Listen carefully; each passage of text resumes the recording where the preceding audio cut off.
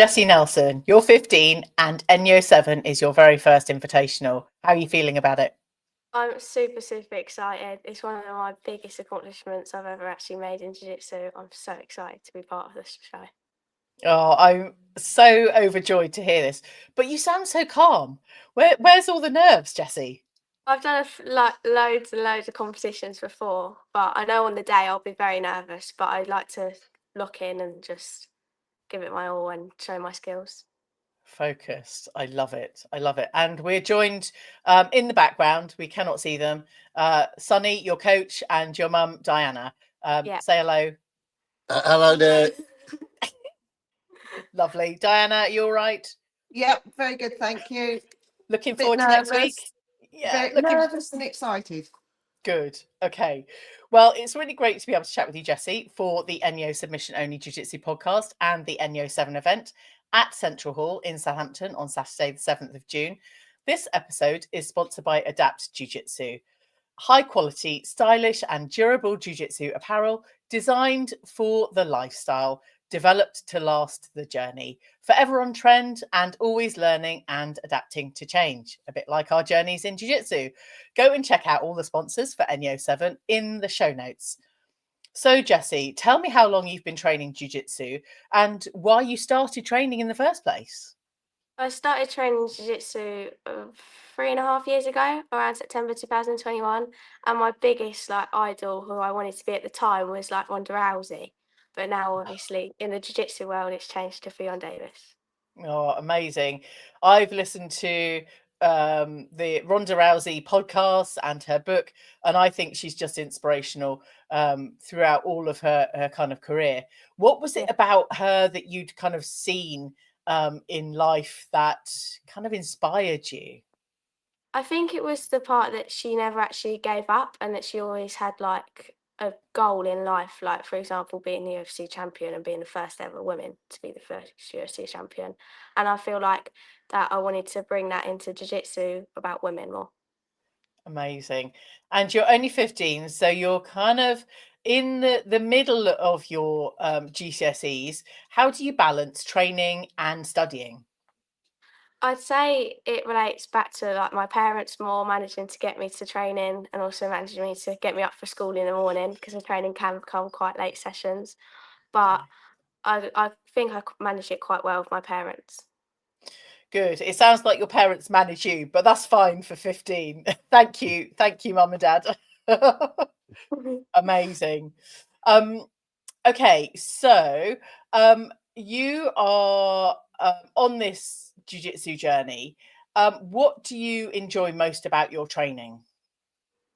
I'd say it's more about the skills and also the friendships you get along the way, because there's just so many skills to learn, not just about using it in your roles, but also about using it in life. Like for example, being friendly with everyone, even if for example you're beating them up on the mats. But that just comes with the friendships as well, and they're literally friendships for life at my team. So yeah. That is amazing. Do you know what? As a more mature jujitsu practitioner, I didn't realize there would be friendships that come out of this because you're going into it for your own self-development. But actually, the friendships we make in Brazilian Jiu-Jitsu are just outstanding. And Yeah. like you say, we're fighting people on the mats and we can give them a hug and we're best friends walking off the mat. Talk about some of your good friendships and some of your amazing training partners. So I say my best training partner I have is obviously my big sister Callie. She's an absolutely amazing training partner. She started a year later than me, so she started just after me, and she does give me a bit of a run for my money, to be honest. And I do very enjoy training with her.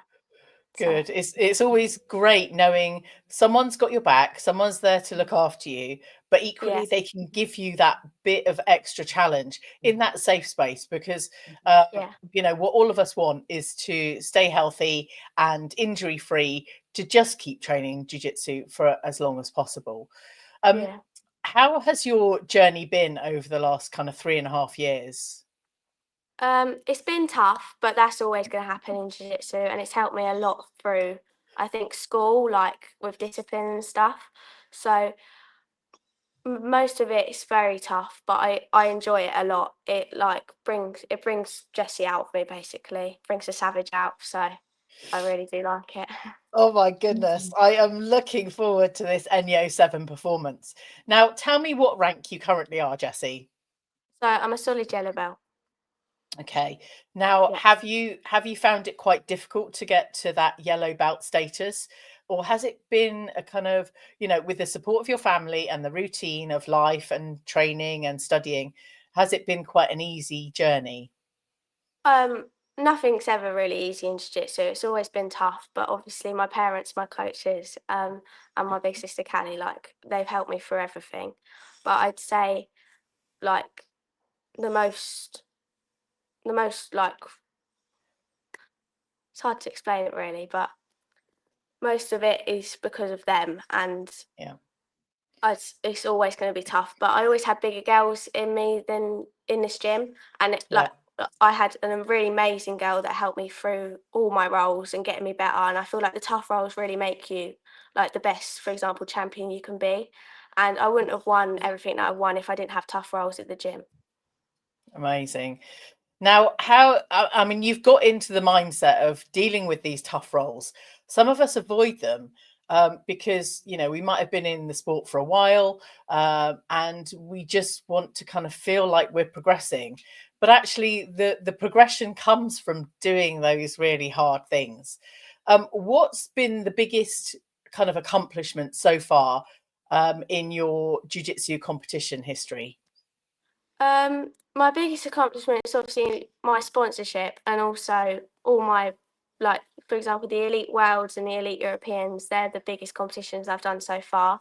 My ultimate goal is obviously to go to the IBJJF ones, um, and my sponsorship has helped me so much ever since I've got it, and that's been one of my ultimate goals as well. Good. Now, talk to me a bit about your sponsorship, because I know for a number of almost all young athletes, this isn't a free journey. We have to invest, and it takes a lot out. You're running a family, you're trying to, mum, and kind of coaches trying to kind of encourage these, but nothing comes for free, and having sponsors is really quite fundamental to everyone that's wanting to become a pro athlete. How did you go about kind of engaging and getting your sponsor, Jessie? So obviously hard work and dedication is most of all like how you can achieve any goal in jiu-jitsu. But my coach Sonny has helped me a lot through it, and my coach Tom has also helped me a lot through it as well. So I'd say just believing in my coaches and my parents just to help me, and also having hard work and dedication and discipline in my journey has helped me so much to achieve every goal in life. Jessie, I just want to take a moment, because you're not reading a script. You sound so accomplished and so on point, but Thank you. that really, there's so much hard work, but it sounds like it comes really easily to you. But I do know that there's so much in the background. But already you sound incredibly accomplished, and I'm just so pleased to have you on this episode talking. This is the ENYO Submission Only Jiu Jitsu podcast with me, Lou Temlett, talking with all of the upcoming ENYO 7 competitors and sponsors. One of the things that would really help this show grow is by you subscribing on whichever platform you are listening or watching on. If you could do that for me right now, I would be forever grateful. And as always, go and check out the clips on YouTube and Instagram at ENYO Grappling. Today, I'm having a chat with the very accomplished Jessie Nelson, approaching her very first Invitational at ENYO 7 on the 7th of June. What is your training schedule and preparation for ENYO 7, Jessie? So ever since I started jiu-jitsu, I train 3 times a day, 6 days a week, and I think just training so hard, like and never giving up, and just pushing and giving my everything into each training session and each role and each drill that I ever get to is gonna definitely showcase my skills at ENYO 7. Amazing, amazing. Now, 3 times a day, I have had to pick my jaw off the floor before with conversations with all of you amazing kind of young people coming up on ENYO 7. But how and when do you fit in training 3 times a day? So on the weekends, it's normally in the morning up until like the afternoons, but obviously on like the school days, it's always in the evenings. And I start off with the kids' classes and I give my everything into them. Obviously, we've got some new girls coming and I'd love to help them as much as I can to become the best they can be. And then I jump in with the adults and I'm part of the adults team now. And that really helps me as well with my technique. Obviously, rolling with the big, strong men, they help me bring out my technique a lot more. Yeah, amazing. Now, for any advice for any kind of teenager coming into the sport of jiu-jitsu, how do you think that they should approach training sessions, even to the point of, preparing for competition? Do you have any advice for them?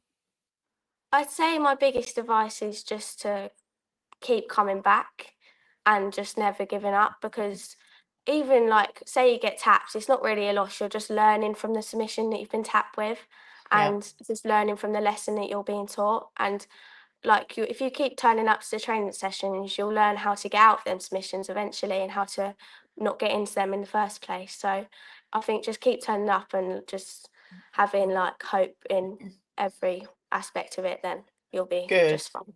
Good. All the young people will be taking that great advice, but so am I. Keep turning up, keep getting tapped out, and learning from all of those.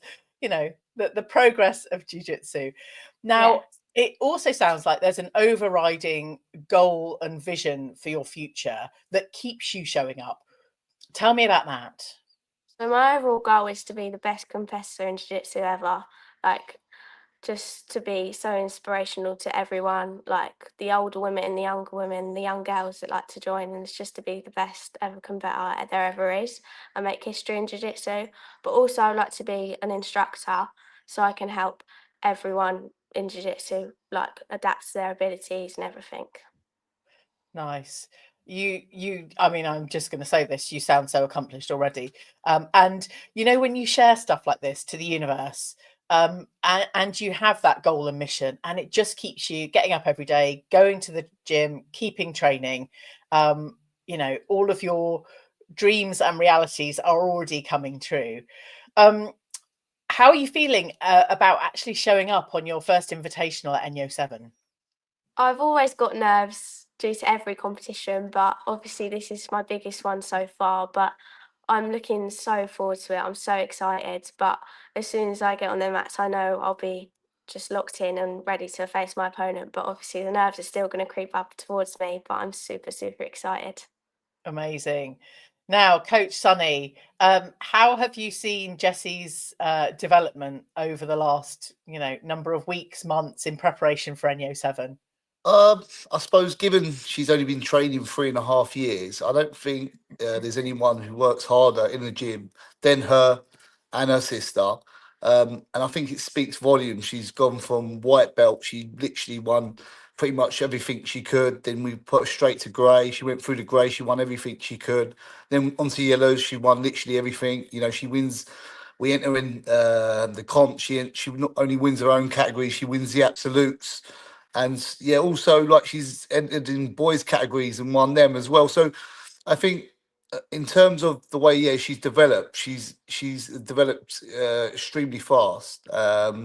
Obviously, I see a lot of kids in this sport. We've got a huge kids team down here, so yeah, I'm not going to pay her too much more compliments, but what I will say is she's definitely she's a quick learner. I Yeah, mean, we've had to move her on from. She still trains with the kids, but we've also had to move her up to the men's team, which I'm not really a big fan of, given that she's only 15 and she's only 50 kilograms. But we've physically had to in order yeah, to push her to test her. And even then, I'm sure a lot of the men's in the men's team, they have a torrid time with Jess. So, and it just shows how good she is in regards to, technique over strength. We got some big guys, and none of them try to roll light with her because they know what she's about. So, yeah, I'd say a development is really come along, and she listens, which is a big, and she's listens and just stayed focused. So I think it's a big thing, and she's got an amazing family behind her, that's pointing her in the right direction. So yeah, I'd say that. Amazing. I am very, very pleased to hear that. And you're both going to be there ready for the ENYO7 event. Jessie, are you going to be showing up at the ENYO Foundation Open Mat in the morning? I don't think I can in the morning, unfortunately. I know it's a big event and it's absolutely amazing just to even be part of it, but I don't think I can, which is quite sad. Oh, well, you will be missed, but the rest of us will go and get tapped out before you win the day at the event. I'm just wondering whether there's anything else. I was going to ask you about your kind of return to your GCSEs and your studying. How are you kind of enhancing your vision to be, a great instructor, the world's best, all of those things? What are you doing in your kind of education right now that's working your way towards those things? Obviously, I study PE theory, so it's quite inspiring to see like what actually like goes through our body, or like when we're training, for example, in jiu-jitsu or in any sport, and what like kind of nutrients and what muscles we actually need to do for certain movements. So that definitely helps in my coaching, because if I'm training someone who's quite small, then I know what I need to work on with them, or if I'm coaching somebody who's quite strong, I know what I can give to them. So it's very helpful studying PE theory, and I hope I do well in it. Amazing. And you've got business studies in there as well, haven't you? Yeah. How do you kind of see the business studies kind of factoring in? I know how I might see it, but how do you see it factoring in? Obviously, it helps manage everything business studies does. Most of it's very tricky, and I try work my head around it, but most of it, some struggle to understand, but I can get my head around it sometimes. Amazing. Because running a business and being a coach and instructor, Sonny, I'm sure you'll kind of nod to this one. There are so many things to juggle and keep everything going. Most definitely, my head's constantly ticking, and like I say, I think we from the ages of 4 to 7, we've got like 100 kids here. So, and Wow. Jessie and her sister, they play a big role in helping, trying to control. You can imagine, obviously, the classes are not 100, but they're at a 50. So, it gets very hectic with that just alone, and then obviously without the older academy, then the adults. So yeah, your brain. I don't think I ever rest, even when I'm trying to sleep at night. I'm still bridge and rolling. I love that. I love that. Nice. I think we're all bridging and rolling, to be honest. Yeah, Okay, let's have a shout out to your club, Sonny. sure. Yes, yeah. So yeah, a big shout out to the team. Big thank you to everyone who, all the input in regards to Jessie and all the other students. Obviously, my side partner Jaden has played a massive role in Jessie's game as well. So yeah, and a big thank you to Tom and everyone else who supported the club, and of course to Tammy for for looking after Jess and giving the support she needs. Amazing. Mum, have you got any words of encouragement or praise for Jessie? She's done very, very well. And as a parent, all you wish for is your kids to find something they love and go forth and bring the best out of them for their life journey. And I think she's doing it. She is absolutely doing it. We are very much looking forward to seeing you on ENYO7 and many more invitationals to come. Go and check out Jessie's socials. If you're happy to share your Instagram handle, Jessie. Yeah, it's Jessie Savage Nelson _SWBJJ. Amazing. Oh my goodness. Right, go and do that. All the links are in the show notes. Jessie, Sonny, Diana, thank you so much for joining me. I will be seeing you next week. No, thank you, and thank you, thank you for listening to Jess and hearing her story. So thank you so much. Good stuff. See you soon. See you soon. Thank you. Thank you. I hope you enjoyed this episode. Tell your friends about this show. And as soon as this episode ends, I'd really appreciate you dropping a show, rating and review. And if you haven't already bought your ENYO7 ticket, head over to Eventbrite to buy your ticket now. Thanks again for listening. Catch you on the next episode of the ENYO Submission Only Jiu Jitsu podcast.